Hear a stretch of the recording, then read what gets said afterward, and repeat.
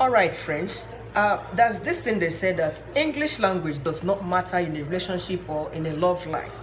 But my friends, it actually matters. There's this experience I had recently. I was sitting out with a friend of mine having fun, a female friend of mine, while another friend of hers walked up to us. She started narrating her experience that evening to us. She was like, as she was coming down the street, a young man was sitting in a hotel bar upstairs, that the man just called her, that the young man was so handsome, so cute looking, that he was, in fact, immediately connected to the man. And she wished that, oh, how she wished this man could be her husband, because she too is in her, let's say, middle 30s. I was like, what's really happened? She started her gist to us that the man asked her, what would you like to eat? Just make an order. And she went on to say, cooker. I said, what? She said, yes, I called the cooker now to give me what I want. I just had to ask her so that she repeated herself. I was just trying to be sure if she made a mistake. She was, instead of saying a waiter or waitress, she said cooker. Meaning that she meant it, that she does not really understand the difference between a cook, and cooker being the stuff we use, as in the burners we use in making the food. Even a cook does not serve in the restaurant, isn't it? What we have, what people will have serving there, are the waiters and waitresses.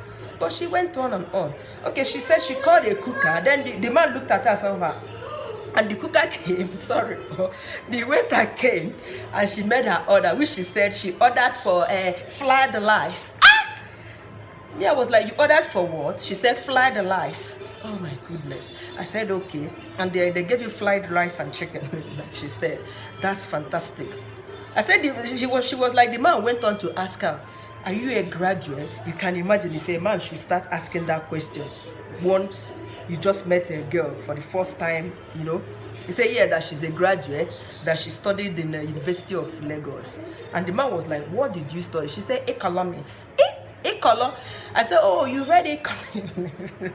She said, yes, I read that. Yes, she studied economics. I said, wow, my sisters, my brothers, especially the young slave queens, don't be a fanciful lady. English language or your English expressions matters. This must have cost you a lot of relationship, a lot of people who are interested in you, especially the men out there. Everybody is not dummy. Are you getting me?